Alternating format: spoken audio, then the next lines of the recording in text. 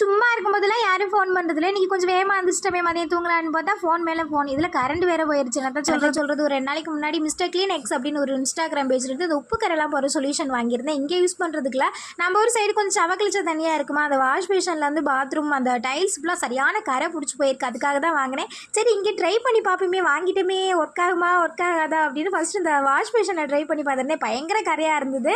பரவாயில்ல, இவ்வளோ பயங்கர கரை லைட்டாக போனது எனக்கு ஆச்சரியமாக இருந்தது. இதை விட இந்த பாத்ரூம் வாலி இருக்குல்ல, அது ரொம்ப கரையாக இருந்தது. சும்மா ஸ்ப்ரே பண்ணிவிட்டு மேலாப்பில் தான் தொடச்சி செம்மையாக ஓகே, எனக்கு ஒரே ஹாப்பி ஆயிடுச்சு. பரவாயில்லடா, நம்ம வாங்கினதுலேயே ஒரு உருப்படியான பொருள் இதாக தான் இருக்கும் போல். செம்மையாக நல்லா பளபளன்னு இருந்தது.